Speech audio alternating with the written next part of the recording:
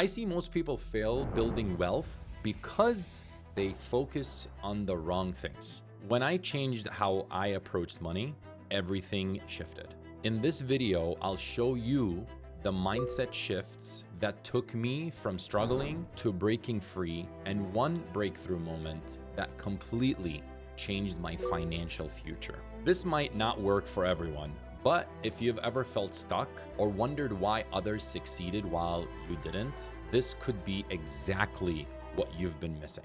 Welcome to Profit from Payments, the podcast that helps you break free from the 9-to-5 and build real passive income through payment processing. Let's start with a school system. This might piss people off. This might not make people happy, or the opposite, the complete opposite, and people agree with me. So the school system was built back in the industrial era. It was back when people had to work in assembly lines, and that's what the school system was built. So that way they can understand whenever they're going out there and they know exactly what they need to do. And we're still living in that era today. And it was created over 100 years ago for the train factory workers, not thinkers or innovators or anything like that. It's stuck in the past, from the past, while the world has moved on. And unfortunately, that's the reality of it. The reason that doesn't work is because it doesn't let you be creative. It doesn't let you be innovative. It just teaches you the books, memorize this, and it's kind of almost against failing.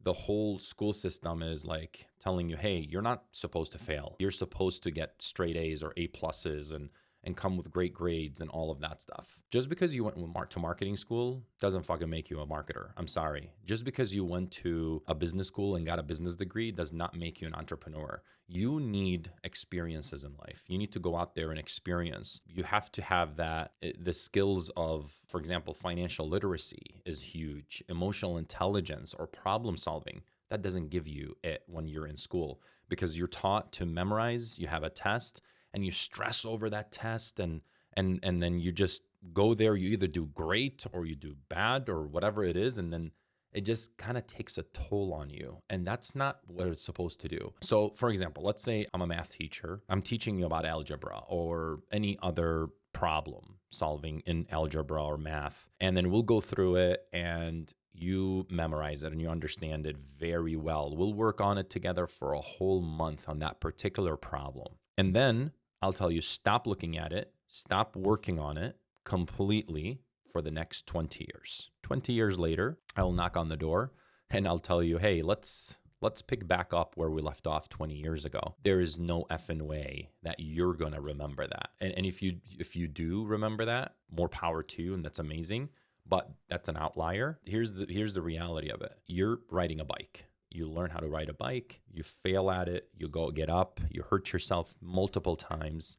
But at the end, after a month, same time frame, you actually are able to ride a bike, right? And then again, the same analogy. I'll tell you to stop riding bikes for 20 years and let's revisit it again 20 years later. Guess what? You're going to know how to ride a bike. It's a different file cabinet when we're experiencing something in life versus when we're kind of like just robotically trying to learn things and memorize things that really don't matter.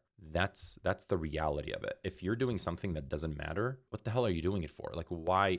Don't get me wrong. I'm not dissing the whole school system at all, like all of it. It gives you a lot of good knowledge. It gives you a lot of good information, but what it doesn't give you is experience. And that's why most people leave college or leave school and don't know what to do. Like really, like you don't know how to pay a bill. You don't know how to do a lot of the things because they don't teach it to you in school. There's no financial class. So now let me walk you through this journey. Now you finished school, you graduated as, took business degree, marketing, and then you got to work. You got to find a job. And, remember, school system was designed for the blue collar. So now you're a blue collar. Congratulations. You finished school and you're looking for a job. I mean, now you're part of millions of people that are looking for a job very similar to yours. Anyways, bear with me here. So now you're working, you found a job. Congratulations. You're getting paid whatever it is that you get paid. And you're going to work from the time you graduate, which is, let's say, about 20 years old-ish, 18, 20, all the way And then you get excited about a 401k because that's what they excite you about. They'll match it for you and then tell you you cannot touch it, or your retirement happens at age 65. You're not meant to experience life. You're not meant to enjoy what you love doing. Now you're at 65 and now you're potentially like, oh, let me see, after potentially thinking about getting a knee surgery or two, you want to experience life. You want to go to Europe and walk the streets of Rome, for example, or you want to go on a cruise, or you want to go on on vacation and sit down, listen to the waves. And to me, that's bullshit, because why do you have to wait until you're 65 in order for you to enjoy life? You should be enjoying life every day, because you have one life to live.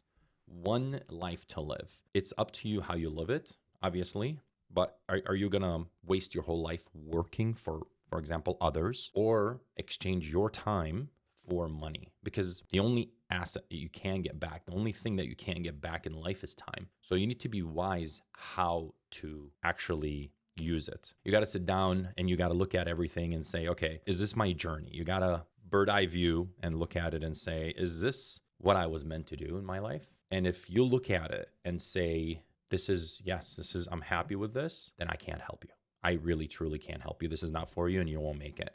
You'll make it. You'll go through the rat race everybody else is doing right now. That's great. Congratulations. And if that makes you happy, hey, there's nothing wrong with that. Congratulations. And I'm very happy for you. Okay. But that's not how I would want to live my life personally. Thinking about it is actually pissing me off. That's the reality. So that I wanted to start with that, because so you understand, from the school system being outdated to following, like some people have heard it is modern day slavery. At the end of the day, that's really the reality. We're following the rat race. Hey, it's an assembly line. You go to school, then you are gonna work for 45 years, and then you're gonna retire and enjoy life. Oh my gosh, this is it. This is the American dream, my friend. Fucking bullshit. Bullshit. You can do better. You can do a lot better. Now we're going to get into more of, on the flip side, on how it looks. And it's not always greener on the other side. Don't get me wrong. People always say that, and it's very true. You have to have a cause. You have to have a reason. You have to have an understanding. You have to have your why of doing things. For me, for example, why am I doing the things that I do every day? So I can spend more time with my family, so I can travel with them.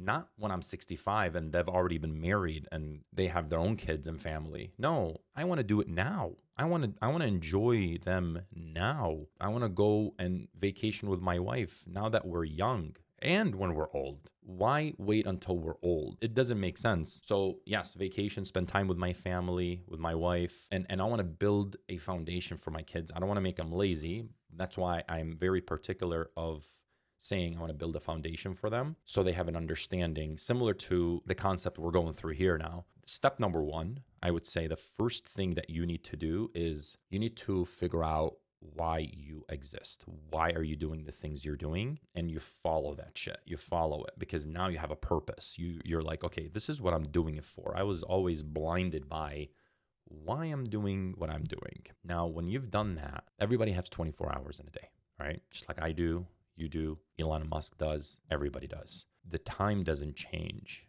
but what you can do a lot of things different. And I'll explain those to you. Time is the only thing that you can replace. Time should be your most valuable asset because we all chase money. That's the worst thing you can do. You can read any book in the world and all of that stuff. If you're out to chase your money and that's your reason, I'm sorry, you won't succeed. Yes, you might make money here and there, but that's not a good reason for you to, because that's everybody's reason to make more money. But why?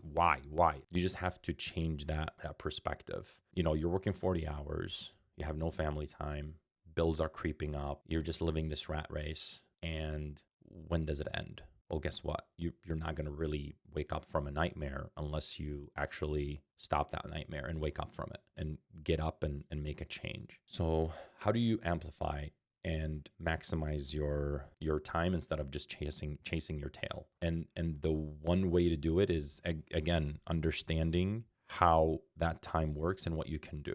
okay, with it. So one of the things you can do, most people do jobs that are meant for someone that you can pay $5, $10 for to do for you. And that's from your work to your life to all of that stuff. So you're working 40 hours a week, right? But there's, let's say it's 8 hours a day. There's 24 hours in a day. You have 8 hours, then you sleep for 8 or 7, then you have another 8. Take that and go 50% of that. So now you have 4 hours in a day that you're spending probably binging on a Netflix movie, or you're doing a lot of other stuff.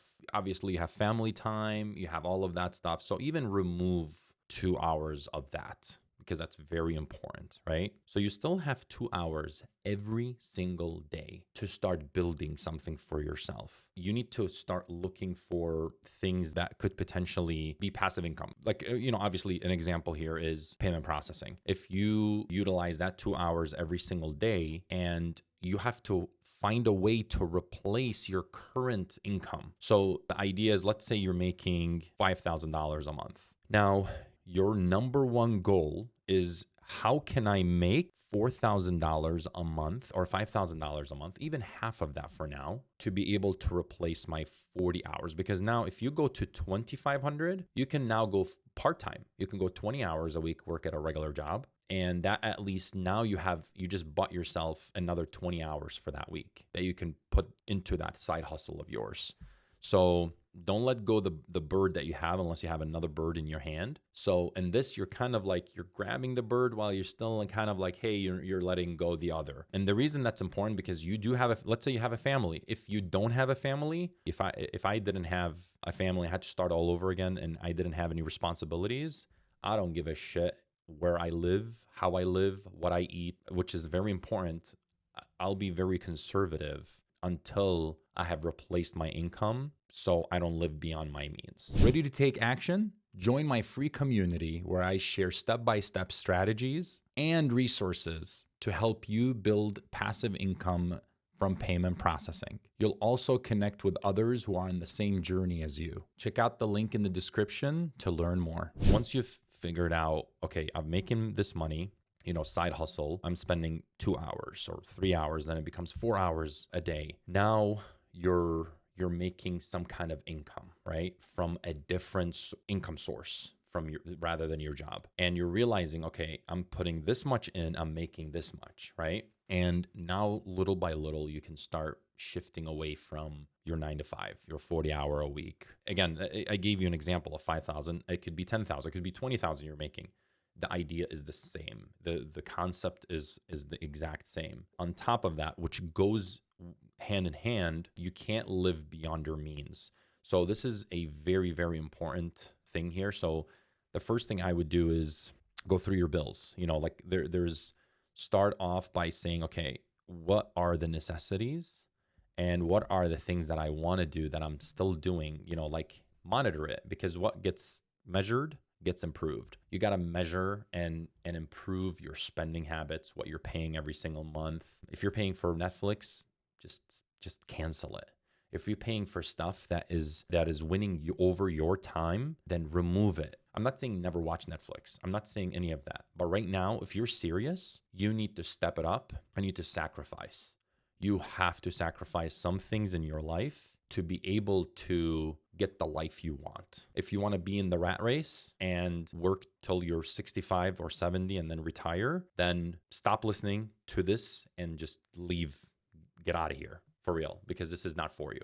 And then just continue living your life. Just do your thing. Don't cancel Netflix. Continue paying bills, and going more in debt, and so on and so forth. Buy yourself more liabilities, okay? That's the reality. If you want change, you have to make that change happen, okay? Otherwise, nobody else is going to get up and do it for you. You got to make it. You have to start with a mindset and then make that shift. Start small, because if you do something 1% better every single day, well, that's a 365% improvement year over year. And that, my friend, is compound, and nothing is better. But compound stops if you stop. Just like if you put money in stocks or put money in a bank that pays you interest, if you pull out your money, the compounding stops. Now, let's say you're making $5,000 a month, and you should say to yourself, okay, my goal is to, for example, only spend 50% or 60%. Start high and then, whatever, and then start going, like, control it to go down. You're going to say to yourself, out of the $5,000 a month that I make, I am only going to spend $2,500 per month on my food, shelter, and clothing. You should already have clothing. Obviously, I'm hoping you're not running naked everywhere. You already have clothes. Food, you got to buy every single time, right? And be conservative with it. And then you have shelter, whatever that comes with: heating, cooling, your house, roof, all of that stuff. So those are the three necessities.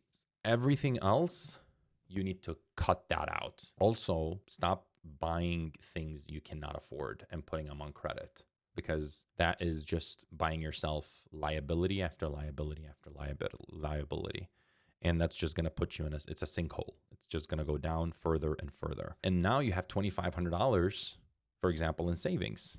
And don't just save it. Don't just fucking put it in a bank account and just look at it. No, invest it. Put it into the stock market. Get something where it's generating you some sort of income instead of just looking at it. You don't want it to collect dust. You want those $2,500. Look at them as your soldiers to go out there and make money for you. What you're doing is you're taking that money that you're going to reinvest and you're buying yourself time. You're buying yourself your time back, because if you don't, you're going to continue working for money. So it's very, very important for you to do that. What I do now is when I'm driving, because that's autopilot. You drive, you're on a treadmill in the gym, you're working out. I listen to whatever book you want. And instead of it taking you months or weeks for you to read that book, Blinkist, what it does, it takes kind of the 80-20 rule. 20% of the book that give you 80% of the results. That, my friend, is saving you time, saving you money, because now you're learning all of these things in a matter of 15 minutes to 30 minutes when it could have taken you weeks, months. And that's so powerful. The 80-20 rule is very powerful. Check it out. If you haven't looked into Blinkist, I make nothing from it, but I'm just telling you about it because it's a great app. So I listen to that. I'll get all my information. I'll extract all the juicy stuff. The same thing of when I do things, if I look at my tasks or teaching somebody something, I try to do as much as possible the 80-20 rule. What 20% can I teach that person that's going to give them 80% of the information? Or what tasks that I can tackle that I can do 20% of that will give me 80% of the results? You can look at this and apply it in anything you do in life. Anything, literally. So practice it. Another thing that I recommend is using the Parkinson's law. Well, Parkinson's law is limiting you to complete tasks. So, for example, it forces you to get efficient in everything, all the tasks that you're running. So let's say you do a task and you say to yourself, this task is going to take a week. Challenge yourself to get it done in one day. And you'll be surprised, because if you focus on it and get it done, why wait a week? Finish it up in one day, because not only are you finishing that, it's going to linger, it's going to be in your head, and psychologically it just bothers us. It's either stresses you out, gives you anxiety. It's why keep it there. If it follows the principle of 80-20, get that shit done, okay? Get it done. Another thing is combining multiple tasks that are very similar to each other. So, for example, when I shoot my videos, or I do my long form or short form videos, I try to batch them all in one day and finish them off. Because here is what is important to understand. The mind doesn't like switching contexts on and off. And when you go from one task to another task to another task, it's not that it's not good for the mind, and we can handle it, but it's not going to give you the best productivity in your day. If you're reading emails, read all the emails, finish them off, get it done, and move on to the next task. That way you're batching things together. Batching tasks also gets you in the rhythm of working on those particular tasks, instead of having your mind shift from one area to another area. So it's very important. And again, that will maximize your efficiency. That's a wrap for today's episode of Profit from Payments. Thanks for hanging out with me. I hope you found this valuable. If you're ready to take the next step, I've got something for you. Click the link in the description to join my free community and get exclusive resources courses to help you build passive income through payment processing faster and smarter. If this episode helped you, hit the subscribe button, leave a review, and share it with someone who needs to hear it. Until next time, keep taking action, keep learning, and remember, you're closer than you think.